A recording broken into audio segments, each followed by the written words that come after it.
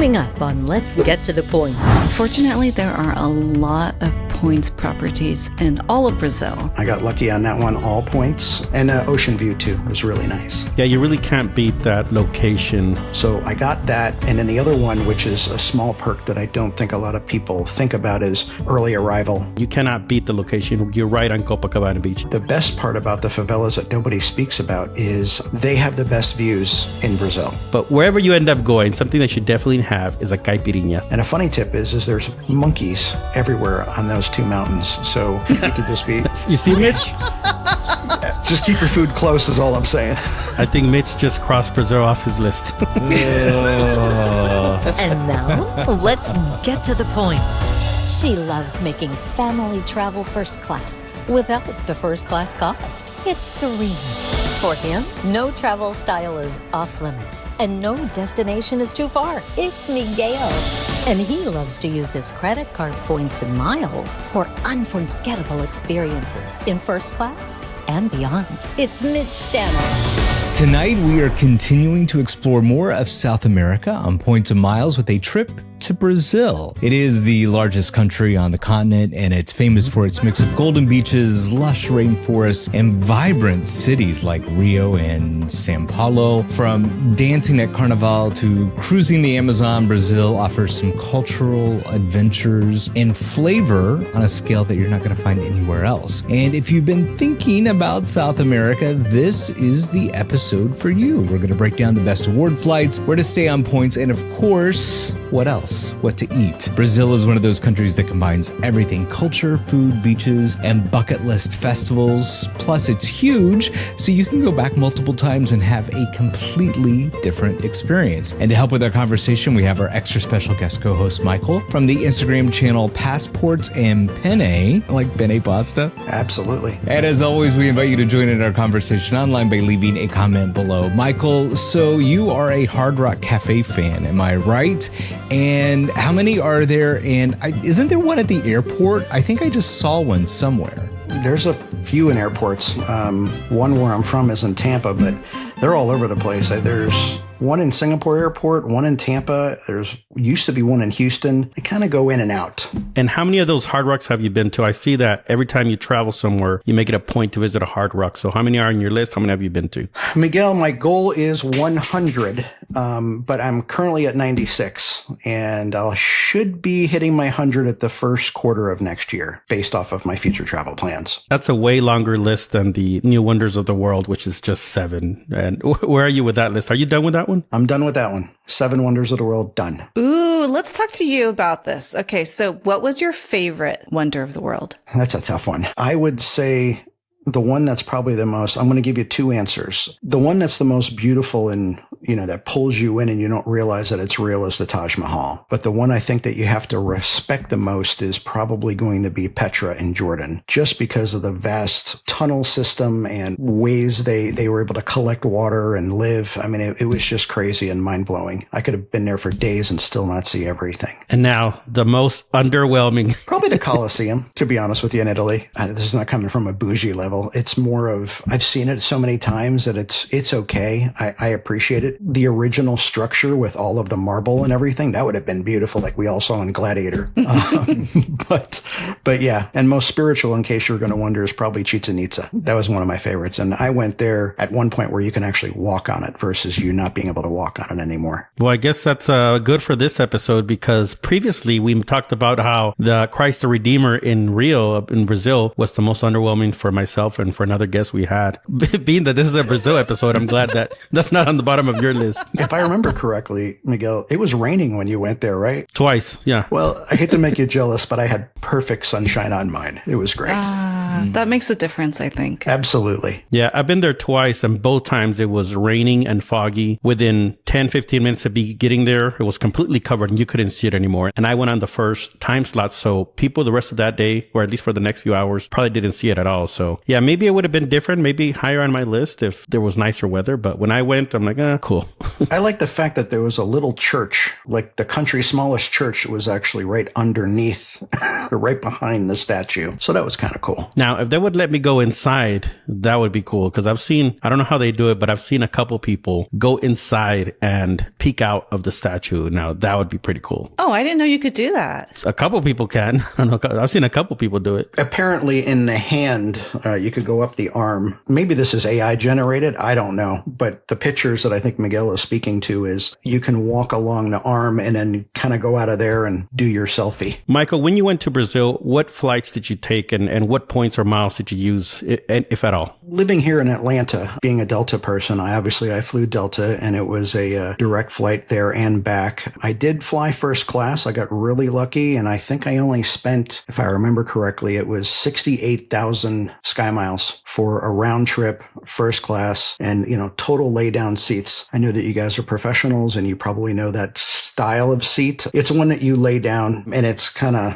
I don't know. You guys know what I'm talking about. And then as far as the hotel goes, I stayed at the JW Marriott in the Copacabana. And again, I got lucky on that one, all points. And it was only 48,000 points to stay there. And I was there for 3 nights. Wow. Yeah. And ocean view too was really nice. Yeah, you really can't beat that location on the JW Marriott. That's where I've stayed twice. 2 of the times that I've been there, I've stayed at the same one because the location is just great. They're right on Copacabana Beach. Michael, did you use a global upgrade certificates to get upgraded or did you just get lucky? No, I didn't actually use them. I actually had enough points and I'm not sure if it was one of those weird misfares or something. And maybe I just traveled at an odd time, but I saw that and I rearranged my entire work schedule just so I could leave and get there for only that low amount of points. So no global upgrades needed, nothing. Wow. But you are a Delta, is it Diamond? I am, yeah.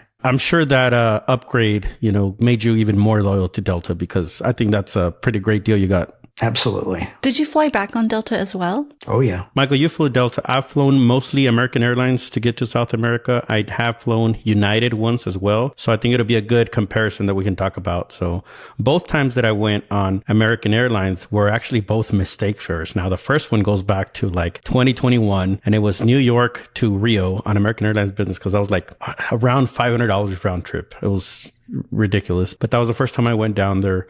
The last time was I actually meant to go to Argentina, but the deal that I found was Denver to Rio, and I couldn't get the dates to fit in for that price, which was like under $900 round trip. I couldn't get the dates to go to Argentina, so we picked Brazil, and then we took separate flights from there to get to Argentina where we meant to go. But we still spent maybe 3 days in Rio. There's not a whole lot of options. They're not the best carriers, I would say, to get to South America. You obviously have a lot more options going to Asia or the Middle East or even Europe. So the options are more limited to get to South America. You have the US carriers if you want to do nonstop. American Airlines, United, Delta, and then you have LATAM if you don't want to connect. So the other time I went on United in their Polaris, and that was pretty good. I also did a 2-in-1 trip that time. So I actually took LATAM from Brazil over to Lima. And then in Lima, I got United Polaris again back to Houston. Could you tell us a little bit about your experience flying Delta, their catering, their service? It's usually pretty standard when I'm flying first class overseas or to Latin America like that. The overnight flights are great. You get your 3-course meal, you get your dessert, you get your champagne, you get all of it. And the first class accommodations, they were lay flat seats. And I definitely enjoyed that, especially when you're trying to sleep and get at least 3-4 hours of sleep before spending a whole full day, because we all know that when you get to another country, you always arrive at the crack dawn in the morning. It's tiring. If you can grab 3, 4, 5 hours of sleep, you can tough through it for that first day. But food was decent on the overnights. I know we're not speaking about other Latin American countries, but to throw something in there, if it was a day flight to Latin America, like let's say Guatemala or Panama or Colombia, those are only about 3.5 to 5 hour flights, and you don't really get too much food. As a matter of fact, that's one of those pay options where you actually get to buy a lunchbox and and you buy your food that way. Again, not digging on Delta. They're my people. but it would be nice to have some nicer food. How long was the flight for you from Atlanta to Rio? It was only about 8 hours, maybe 7.5, 8 hours. And then the flight back was a during the day flight. So I got back at the same day. Yeah, most of the flight options that I've seen are usually overnights, kind of both ways. One of the times I went down there, it was a 5-day trip, but 2 of those nights I was flying there and then the other night flying back. So I was only on the ground for 3 nights. At least you're not getting all the jet lag that you would if you're 8 to 10 time zones away, if you're going to Europe or you're going to Asia. So that's kind of, I guess, the trade-off. All right, let's keep it real. Flying to Brazil is very doable on points and miles. You have the 2 main airport, which is Rio, the airport code GIG, and then you also have Sao Paulo with the airport code GRU. So there are other smaller airports in those cities, but those are their international airports for long-haul flights from North America or Europe. In Rio, you actually have 2 smaller airports, and the reason why these are important is because sometimes if you're booking an award flight, you might be connecting through a different airport. So if you're booking a United flight and your ultimate destination is not Rio or Sao Paulo and you want to go to another city in Brazil, you'll likely be connecting on Azul, which is a Brazilian airline that has an interline or codeshare agreement with United. Now, sometimes those connections will be out at a different airport in the same city, so just keep an eye out for that. So speaking about Brazilian airlines, so the top 3 or their big 3 Brazilian airlines is LATAM, you have Gol, and you have Azul. So Azul has a partnership with United, as I mentioned. Gol has a partnership with American Airlines. So if you're booking an award flight using American Airlines miles and your ultimate destination is not Rio or Sao Paulo, you'll connect with Gol as one of the other segments. And then LATAM does have a partnership with Delta. So if you're flying Delta or booking with a SkyTeam partner,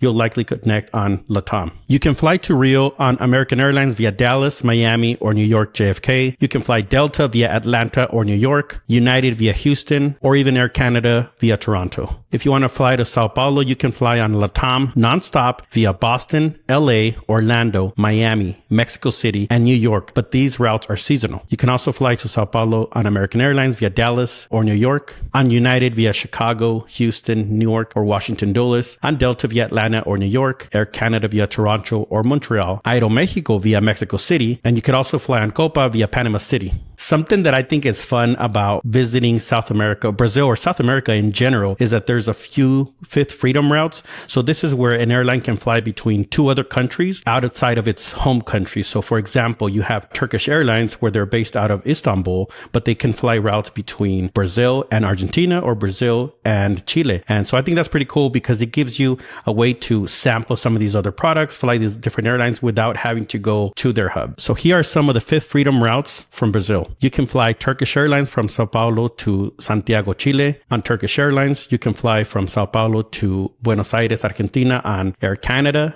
Ethiopian, Swiss, and Turkish. You can also fly between Rio and Buenos Aires on British Airways or on Emirates. And as a bonus, if you're hopping around South America, you can also fly between Buenos Aires and Santiago, Chile on KLM. I actually flew British Airways Fifth Freedom route between Buenos Aires in Argentina and Rio in Brazil. And I did the Avios point booster. So I think I paid something like 6,500 points. So you would round that up to 7,000 points. I did the 3X boost for about $250 or so. So 7,000 points and under $300 for that was pretty good, I think, because it's a 3-hour flight or so, but you get the British Airways lie flat seat, you get champagne and all that. I think it's a pretty good seat. I know a lot of people bash on British Airways, but you know, for a 3-hour flight, you can't really beat that. Okay, Miguel, earlier you talked about a lot of these flights to South America leave late at night and early in the morning. I actually think that's a pretty good thing because you're kind of saving on 2 hotels because you get in early in the morning and then you leave late at night. So 2 hotel nights saved. I think that's pretty good. Well, I mean, I guess that's pretty good if you're flying in business class where you can actually, you know, get a few hours of rest. But if you're not, then it could kind of make you lose some time. Yeah. But yeah, I think these Fifth Freedom routes, I think it's a good way to go and it's a good way to try a different airline product if you really want to. I mean, you know, BA 3 hours, that's manageable. It's not That painful, I think. The other option I had when I was down there, because I needed to get from Buenos Aires to Rio, is Emirates. And I really would have loved to have done Emirates. The time didn't work for me. So Emirates is another option I had there. But, I ended up with going British Airways. And, like I said, 3-hour flight, you can really go wrong. Okay, let's talk about how many points or miles you would need to book these award flights to get down to Brazil. If you want to fly American Airlines in economy, they do have dynamic pricing. I've seen rates as low as 16,000 miles in economy or 30,000 miles in premium economy. If you want to book American Airlines economy flights via Alaska Airlines, you would only need 25,000 points. For American Airlines business class, if you want to book using AA miles, that's dynamic as well. They can start as low as 65,000 miles, but it goes up from there. For some of these routes, American Airlines does have what they call their first class, which is going to be phased out very soon now. And those are going for 85,000 to 93,000 miles. If you want to book AA business class with Alaska Airlines points, it'll be only 50,000 for business and 75,000 for first. You can book these same flights with Finnair for 55,000 points, Cathay Pacific Asia Miles for 63,000 points, and with Avios, whether it be British Airways, Iberia, or Qatar, for 77,250 points. You could also book these for about 100,000 Etihad Guest miles, but I don't recommend that. For United Airlines, you could book economy flights with United miles starting at 36,000 miles and 55,000 miles for premium economy. You could also book these via ANA, Singapore, or EVA from 30 to 35,000 miles, and with Air Canada or Avianca at 45,000 miles one way. If you get lucky, there's a few dates throughout the year where you can book Air Canada nonstop between Sao Paulo and either Toronto or Montreal for under 100,000 miles, but there's like a few dates available. For United Airlines business class flights using United miles, that's going to start at about 115,000 miles one way. And they haven't been releasing lots of saver level rewards for you to book with other Star Alliance carriers. If you want to fly Delta, Delta economy starts at 48,000 miles nonstop using Delta miles, and Delta One business class, the lowest we've seen is about 230,000 miles. So you want to look out for any flash sales that they might have. If you want to book LATAM, economy starts at 29,000 Delta Sky miles or 34,000 Virgin Atlantic points. If you want to book LATAM business class, the lowest you find is 64,000 Cathay Pacific Asia miles, 75,500 Finnair points, and 77,250 Avios. And that's whether it's British Airways, Qatar, or Iberia. You could also book LATAM business class with 95,000 Virgin Atlantic points down to Brazil. You could also book Aeromexico. That's only 50,000 miles in economy or 100,000 points in business class. However, remember that American Express transfers 1 to 1.6. So you would only need 32,000 American Express points for economy or 63,000 American Express points for Aeromexico business class. And that rate would be either starting in Mexico City or connecting through Mexico City with your origin being either LAX or Miami or another place where Aeromexico flies. Because you don't have as many options, if you want to fly down to Brazil, what I could recommend doing is consider pairing it with another city in South America. So if you want to go to Brazil, but you find a good deal to Buenos Aires, Argentina, or Santiago, Chile, or even Lima, Peru, I would consider trying to do a 2-in-1 and maybe connecting between those two cities because there are not a lot of options for you to fly nonstop into Brazil. So those are some options. You could also connect through Panama. And if you fly on Copa Airlines, they allow you to add a free stopover in Panama. If you didn't watch our Panama episode, you can check that out, but that's another good option that you can do. In that episode, we mentioned how there's sometimes Copa Airlines will allow you to book one-way business class from Brazil through Panama and into the US for about $1,000 one way. And that's in business class with lie flat seats on both segments because these segments are maybe 6-7 hours. So if you're connecting in Panama City to LAX and then down to Brazil, that's a pretty good rate, I think. So, Miguel, I've got one question, and Serena, I'm going to have you stand by because we all know you're going to know the answer to this. Now, I noticed great job recapping all the points and miles, but Alaska Airlines miles, is it Atmos, Mosi? I mean, it used to be Alaska Airlines mileage plan miles, but now they're Atmos, and then now they're points. So, points and miles, we use them interchangeably. Yes, they are. They're called rewards. Oh, no. They're called Atmos rewards. Serena, take us to church. Educate us now, please. You always hear it from the horse's mouth, right? So I watched a video with the CEO of Alaska Airlines, and that's how he says it. Atmos rewards. There you go. Official answer right there. The CEO would know, I would hope. I think people would call them points, though. Then there's people like us that's going to continue to call it the mileage plan program, like the Delta Crown Room, the Hilton MX Aspire Ascend, all of that stuff. So, yeah. Atmos, tomato.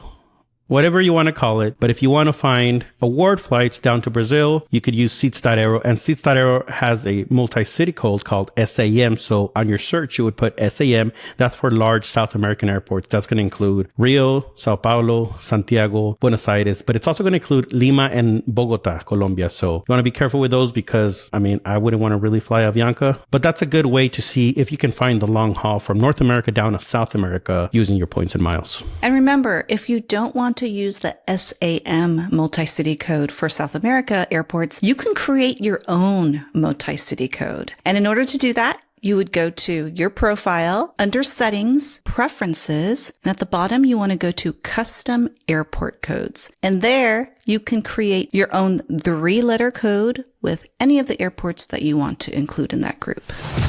Serena, everyone wants to know, do you still have over 5,000 alerts set with Seats.aero? I do, and I'm trying to add more. Ever since we talked with Ian and he told us the heavy hitters have 50,000, I'm working my way up there. Well, I'm not much of a planner, so I don't need alerts. All I need is Seats.aero's first class finder. They have a first class finder for ANA, Lufthansa, Japan Airlines, and they have a Q Suites finder. And with that tool, I can see everything that's available leaving from the US. And if I can leave in the next couple weeks because I found first class, I'll do it. And Miguel, you look great when you fly in those first class products as well. We have got a discount with Seats.aero. We got the promo code down in the show notes. Check it out. It's going to get you $20 off their annual plan, which is a huge savings. So check the show notes below for one of our favorite products, Seats.aero. The fastest search engine for award travel. Explore availability across entire regions. Search with instant results. Create free alerts and more to find the best flights for your points. Seats.aero.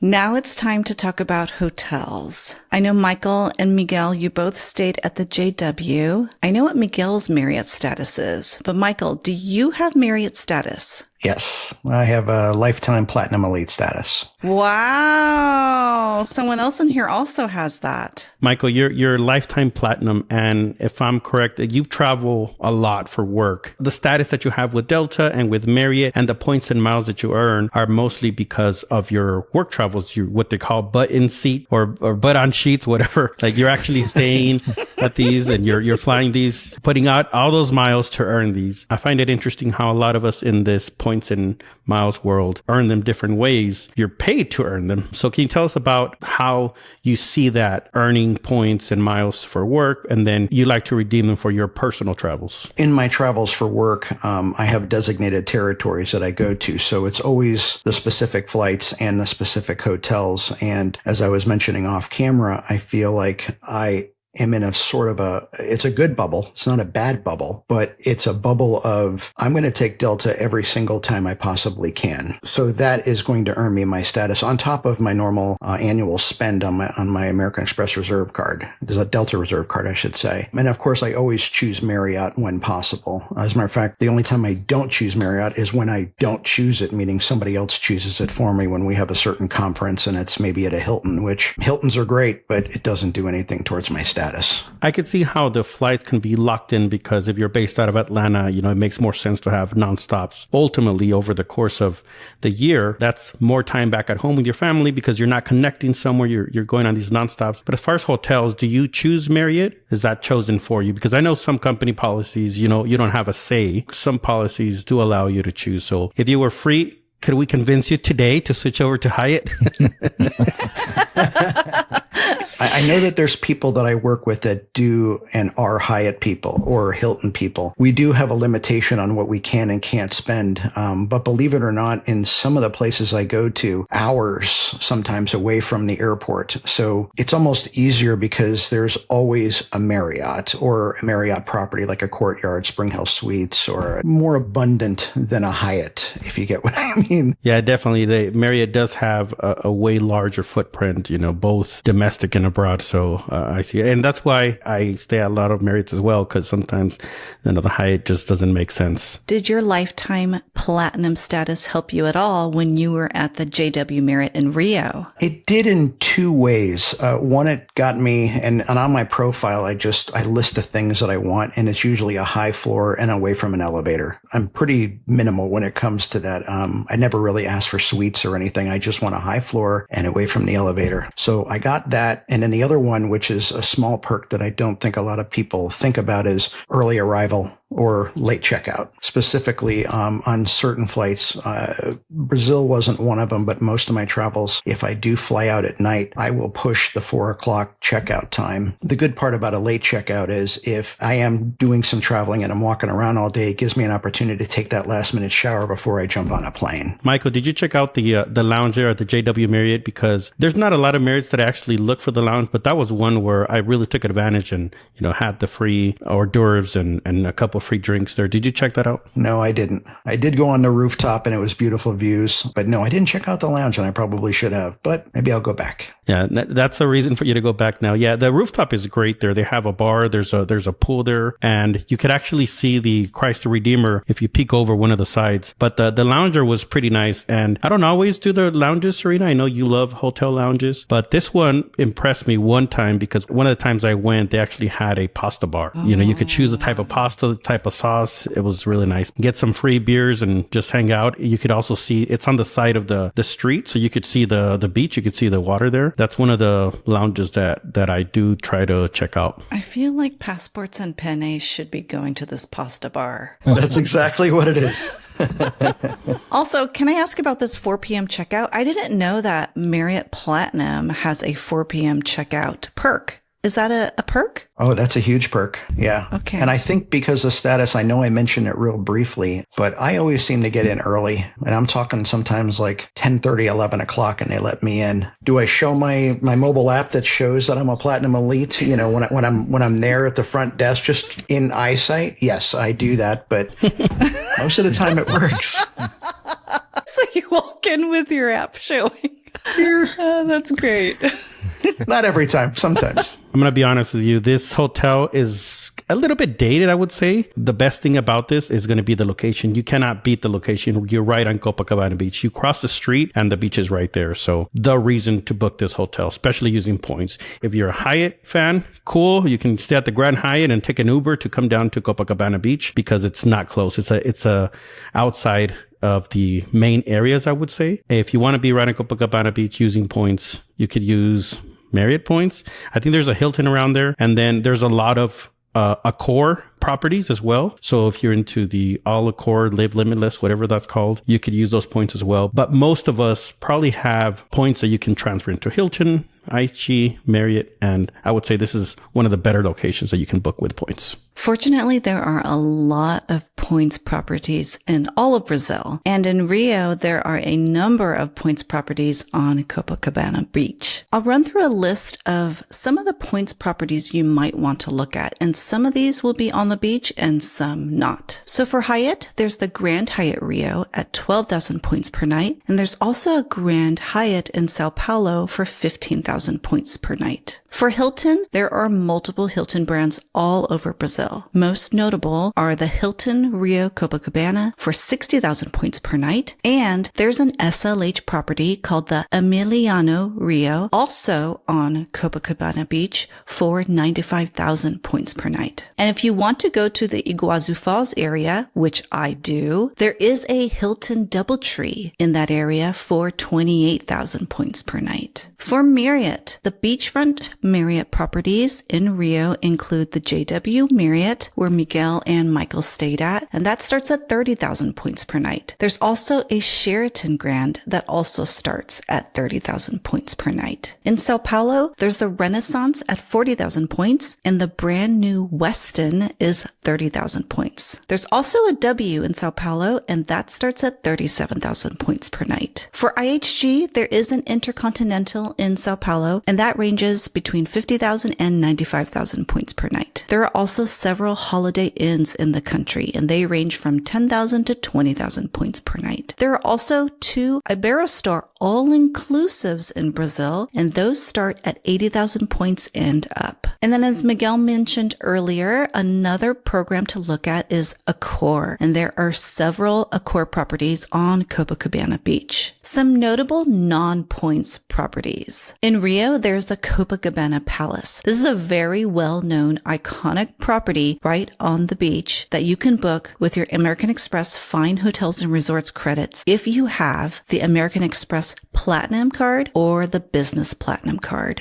Right at the Iguazu Falls, there's the Hotel das Cataratas that you can also book with your Amex FHR credits. And then I want to also mention an area off the northern coast of Brazil. And this area is a group of islands called Fernando de Noronha. This is a group of islands with beautiful beaches, unique landscapes, lots of water activities. And the thing about this place is it's expensive getting there. It's expensive being there because you have to pay an environmental tax, and it's expensive to eat there. But they have these guest houses on the island called pousadas, and you can book those with as little as $100 per night on the low end. So you'll want to check your favorite travel portal for booking accommodations on this island. So Fernando de Noronha, I've never heard of this place before, but I have a soccer mom friend and she's from Brazil. So she told me about this place, and she describes it as a mix of the Maldives, the Galapagos, and Kauai. And when I look at pictures, it sounds beautiful. She's been there before. It's a luxury destination for Brazilians. And so if something off the beaten path, if you want to check it out, I think this is a place that you should look into. So hopefully with our help, you've booked your flights and then you have some hotel ideas. Another important thing about going to Brazil is you need an e-visa. Yeah, that e-visa is pretty new. It started in April of 2025. When I went, and I'm sure with Michael went, it wasn't required for U.S. citizens. You could get entry on arrival. But as of April 2025, if you have a U.S. passport, you are required to have an e-visa, and that is about $80. And you can apply for it online. If you're not sure if you're on the right website, because there's a lot of scam websites that will charge you a fee in addition to the regular government fee, you could always go to Seats.aero. Under their tools, they have a thematic check tool, and under there you can put in your origin, your destination, the country you're a resident from, and all that, and then it will give you the requirements whether or not you need a visa. And in those cases where you do, it will give you the link direct to the official government site. So that's where I would check on anywhere that you have a doubt whether or not you need a visa. Let's talk about the best time to go to Brazil. So Miguel, I know Christ the Redeemer was underwhelming because it rained both times that you went. What time of year were you there? When I went to see Christ the Redeemer, one time was October and one time was November. If you want to see it in all its glory, maybe don't go at that time. I think December through March is their summer because, you know, they're in the southern hemisphere, so it's the opposite of us. So December through March, I want to say, is their summer. So obviously prices will be a little bit higher because it's peak season. If you want the drier months, I think that's the U.S. summer is their drier months. Honestly, to me, I would go any time of year. The Carnaval next year in 2026 will be February 13th through February 18th. And that varies every year depending on the calendar that they use for that. Now that week, the hotels are going to be ridiculously expensive. And that's the time that I once lost $500 on non-refundable hotels. It was 2 rooms for 2 nights at the JW Copacabana. I said, this is such a great deal. I'll lock it in now. It was like a year prior, so I completely forgot about it. Then the following year, I remembered I tried to cancel it. They're like, it's non-refundable. So now I was faced with the decision of, do I lose these $500 or do I plan a whole trip around it just because I have a hotel room? So I ended up just calling it a loss and I didn't go that year. But those are some of the times that you can go. I know for New Year's Eve, it's also a big spectacle on Copacabana Beach. I mean, something like 2 million people are outside in the beach watching fireworks for New Year's Eve. So that looks like another fun time. But again, with all those people, you got to be careful because there is a lot of people. So there are a lot of maybe pickpockets or things like that. You want to be safe when you go to Rio. This might be something that you've heard. You got to be careful. And that is true. I remember the night before we flew into Rio from Buenos Aires, we were at a restaurant. So we were sitting there, like the chef's table. So the people next to us, we started talking to them and they said they were from Rio. We were going to Rio. So they said, my uncle who was with me, he had on his watch, he had jewelry. And they said, maybe you should put that away. And that's their hometown. They're like, maybe don't wear that tomorrow when you go to Rio. So you want to be safe. You don't want to be flashing jewelry and acting like you're a lost tourist, which is what you might really be. But, don't leave your phone out on top of the table when you're having lunch somewhere. Just have some common sense. If you want to go do a favela tour, I did one of those favela tours. It was very insightful. You do want to go with a guide. You don't want to just wander around some of these neighborhoods on your own. And they do have guides that know exactly where you can go. I remember, at least for my experience, the guide met us. We went together to the favela and we were walking block by block. Some blocks he would tell us there's no photos or videos here. So we'd walk down that block. He said, okay, here you can take photos and videos because some of these places, not to scare anybody off, but they're not controlled by the government. I'll just leave it at that. But it is very fun to do some of these experiences. So I believe you did some as well, right, Michael? Yeah, it was kind of crazy, actually. As Americans, we always have to keep our guard up, or actually any travelers need to keep their guard up. But the truth is, these are all blue collar people that live there. It's actually all of the people that are working in the Hilton and the Hyatts and the Marriotts. They all live there. The funny part about it is no cameras, no video as much as possible. Nobody wants to be disturbed like that. But the best part about the favelas that nobody speaks about is they have the best views in Brazil. As many corporate people that want to actually tear some of that down and put a hotel up, the answer is no. They hold the best views in all of Rio.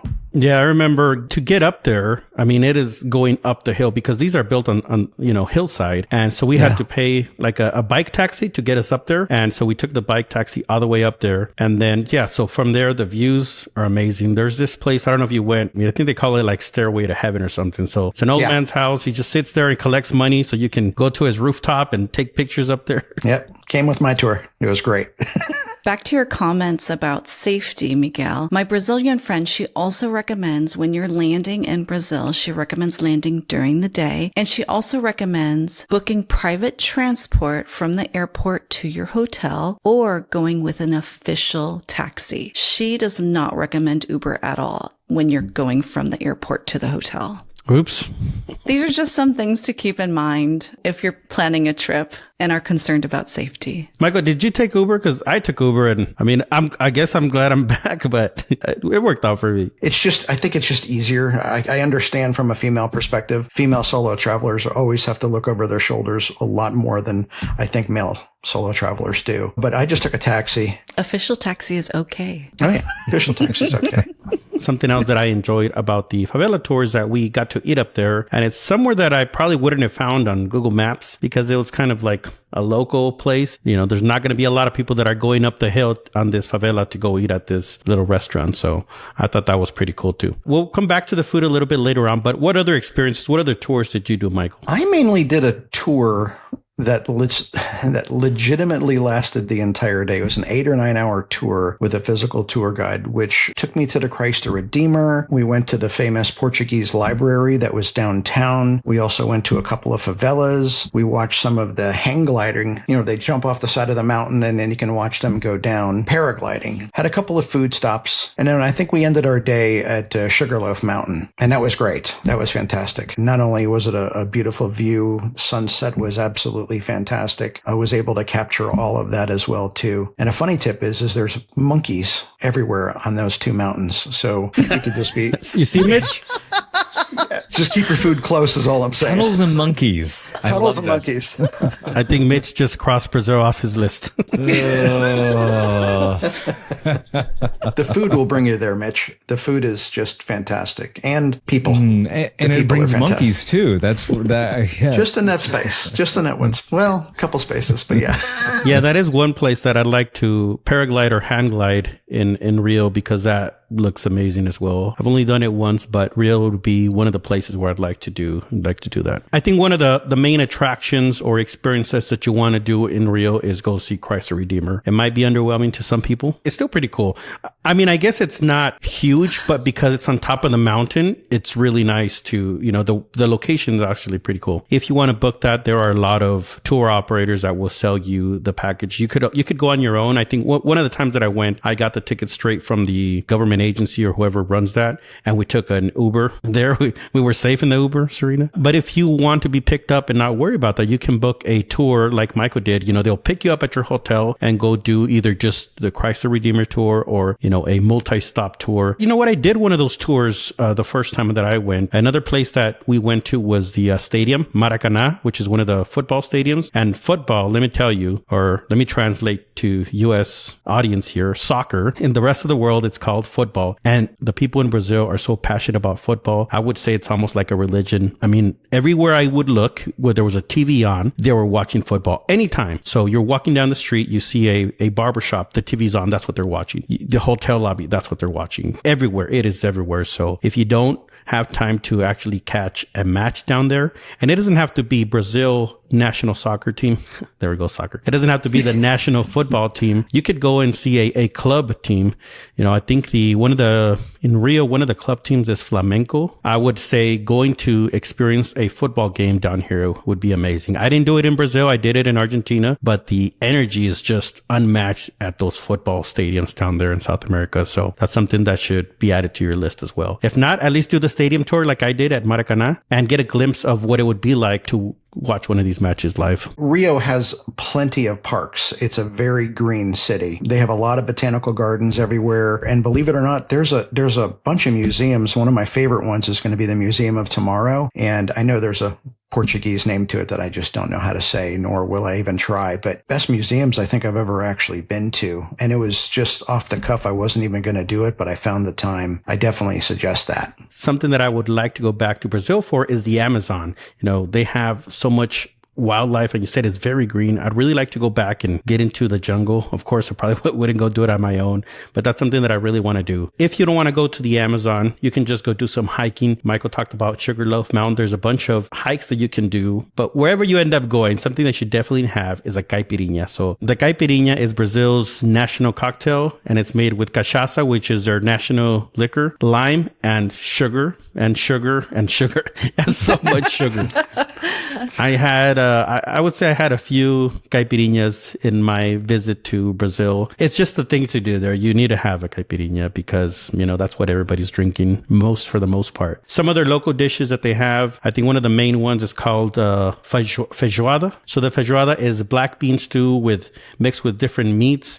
Another thing that you want to try is the pão de queijo, which is it's like a cheese bread. Oh, Brazilian cheese bread. Those are a couple of things that you could try, the feijoada and the pão de queijo. My favorite thing is I hope I pronounce this correctly, but churrascaria, which is their meat or steakhouses. You might have heard of a Brazilian steakhouse here in the US, and they're pretty similar in the sense that there's all types of cuts of meat being paraded around you, and you get to try them all. There's usually a little chip where you could turn if you're ready to keep eating or if you need to take a break. I want to be transparent here that I did go to one, but I went to a chain.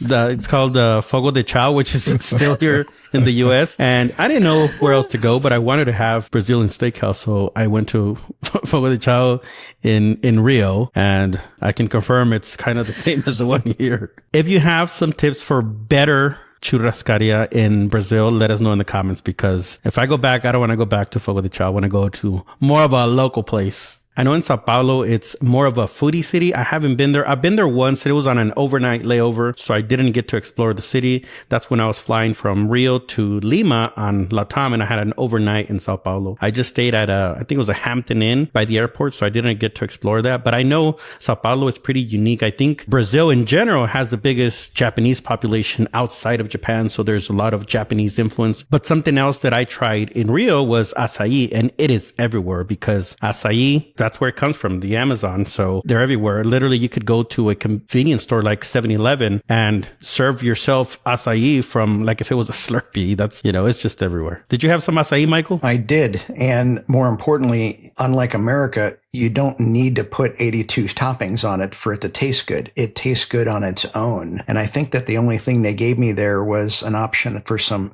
shaved coconut to go on top. And I think it was some crushed almonds or walnuts, actually. And I didn't even need either one of those two things. And I literally had one every day. It was fantastic. Yeah, I would say maybe acai in Brazil is like gelato in Italy. You know, it doesn't count. You can just have one every day and it's not going to count calories.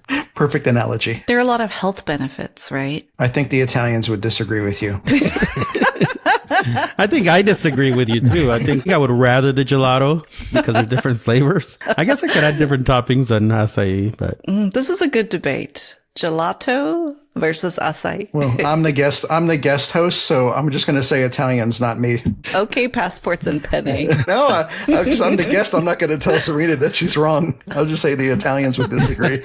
You have to try the cocina, which is fantastic. It's almost like I'm sure everybody here has had like a croqueta, which is basically just potato, jamon, and cheese. It's that on steroids. It's a huge piece of meal, and it's literally the size of a pear or bigger, and you can either get it with potatoes and chicken or potatoes, chicken, and cheese, and it's fantastic. And one thing that I noticed Miguel didn't bring up was the brigadeiros, which is basically the little chocolates that is, again, you have gelato on the sweetness flavor, and this is even higher. It is just pure chocolate. It's so good. You gain weight just by looking at it. Like a chocolate bar?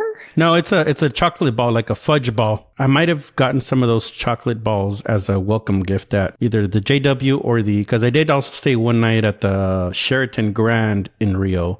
And I remember those as a welcome gift somewhere, but I don't remember which hotel it was. Yeah, it's like a thick chocolate fudge frosting that's about 10 times thicker than frosting. And then it's covered with just kind of sprinkles. Usually they're chocolate sprinkles, and you can literally just eat one, although I downed 3 of them, but normally you can just eat one.